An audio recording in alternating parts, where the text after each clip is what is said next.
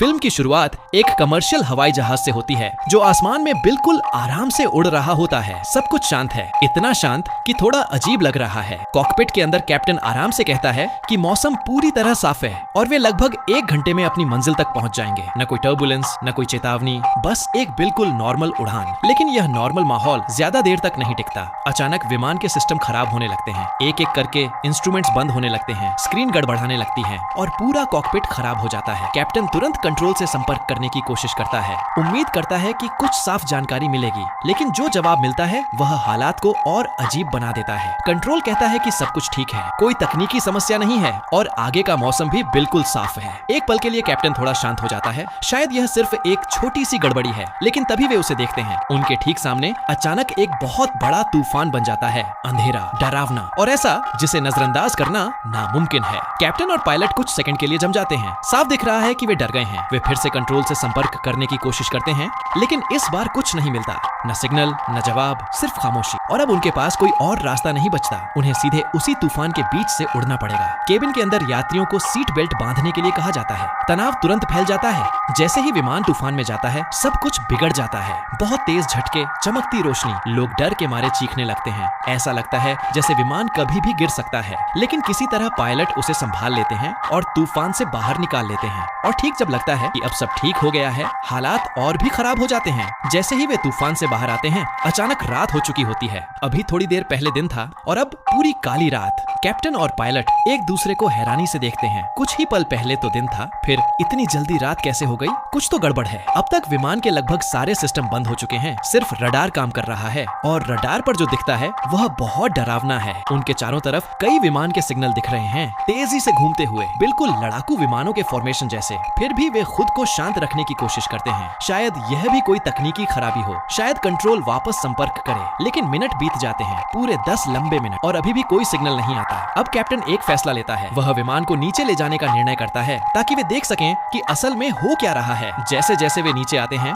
उन्हें आसपास के विमानों के सिग्नल और साफ मिलने लगते हैं। पायलट ध्यान से देखता है और अचानक उसे समझ आता है ये सामान्य विमान नहीं है, ये युद्ध वाले विमान हैं। और फिर वे अपनी आंखों से उसे देख लेते हैं। नीचे एक शहर पर हमला हो रहा है, बमबारी, जमीन पर धमाके, आसमान में उड़ते लड़ाकू विमान, सब कुछ बिल्कुल एक असली युद्ध जैसा लग रहा है। केबिन के अंदर घबराहट और बढ़ जाती है। यात्री यकीन नहीं कर पा रहे कि वे क्या देख रहे हैं। डर सब पर हावी हो जाता है और सवाल उठने लगते हैं कि आखिर यह सब क्या हो रहा है। क्रू सबको शांत करने की कोशिश करता है, कहता है कि सब कंट्रोल में है, लेकिन सच ये है कि उन्हें खुद भी कुछ समझ नहीं आ रहा। कैप्टन और पायलट भी उतने ही डरे हुए हैं। इससे पहले कि वे समझ पाते कि हो क्या रहा है, कुछ लड़ाकू विमानों की नजर उन पर पड़ जाती है। अब हालात और गंभीर हो जाते हैं। यात्री जवाब मांगते हैं, वे सच जानना चाहते हैं, लेकिन क्रू के पास देने के लिए कुछ नहीं है। इसी बीच कैप्टन को एक बहुत अहम बात समझ आती है। ईंधन तेजी से खत्म हो रहा है। अगर उन्होंने जल्द ही लैंड नहीं किया तो सब खत्म हो सकता है। उसी समय 2 यात्री आगे आते हैं। वे इतिहास के जानकार होते हैं। जब उन्होंने नीचे हो रही घटनाएं देखी तो उन्हें कुछ समझ आने लगता है। वे अपने नोट्स चेक करते हैं और अचानक उन्हें अंदाजा हो जाता है। वे कॉकपिट तक जाना चाहते हैं, लेकिन सिक्योरिटी उन्हें रोक देती है।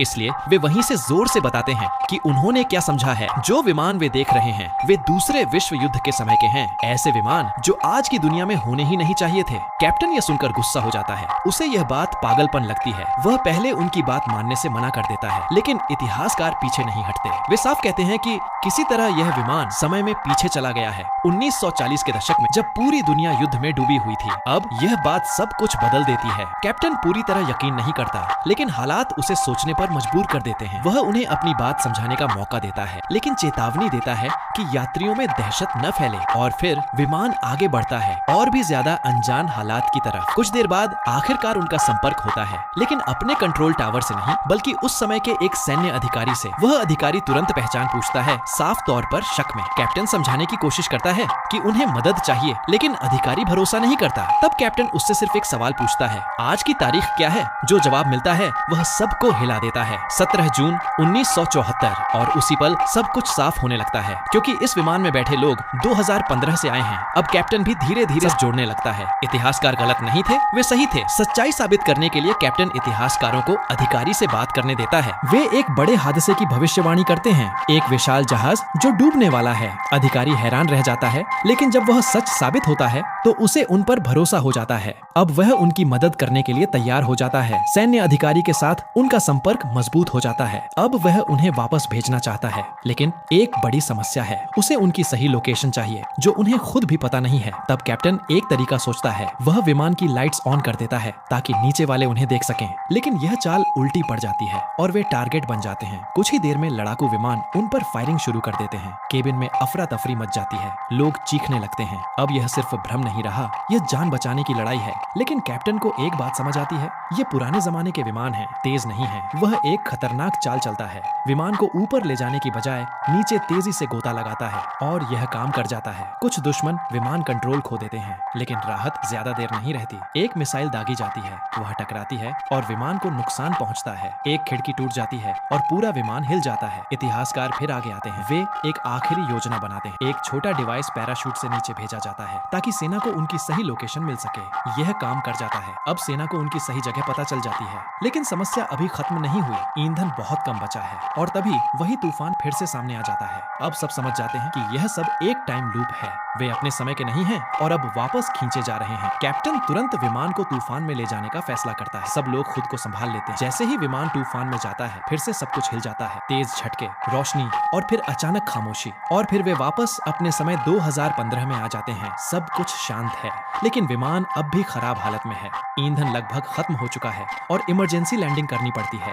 किसी तरह विमान सुरक्षित उतर जाता है। सब लोग राहत महसूस करते हैं और बाहर निकल जाते हैं, लेकिन अंदर एक आदमी अब भी बैठा होता है। वह शांत है, जैसे उसे सब पहले से पता हो। और वही असली ट्विस्ट सामने आता है। यह वही सैन्य अधिकारी है जिसने अतीत में उनकी मदद की थी। वह पहले से जानता था कि यह विमान आने वाला है और इसलिए उसने समय रहते सब कुछ समझ लिया था। यह एक टाइम लूप था जो खुद को दोहरा रहा था और इसी रहस्य के साथ कहानी खत्म हो जाती।